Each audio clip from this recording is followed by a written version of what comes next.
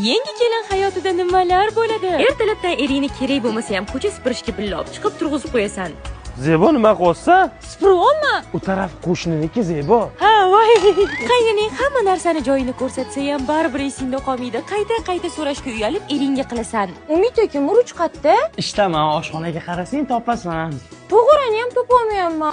Menimcha spalnida bo'lsa kerak Zebo. O'zingni begonadek his qilasan. Ering kelsa sal xotirjam bo'lasan.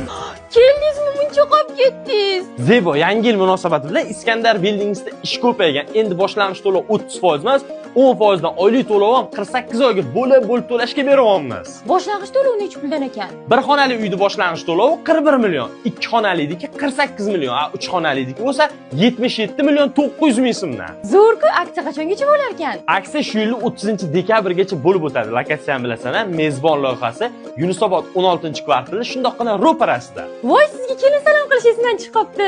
Bo'pti qil. Salom qiladiganim topolmayapman.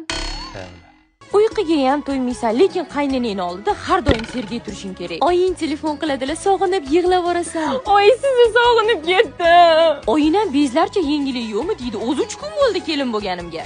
Asal oyga bilasanmi, ering sani qayoqqa olib boradi? Qarindoshlarinikiga o'zingni begona, ortiqchadek his qilib oshxonaga chiqib ketasan. Qaynanang bo'lsa qarindoshlariga sani kamchiliklaringni aytib yomonlab o'tiradi. Ana, kelinlik hayotiga xush kelibsiz, kelinchak. Kelinchak, o kelinchak.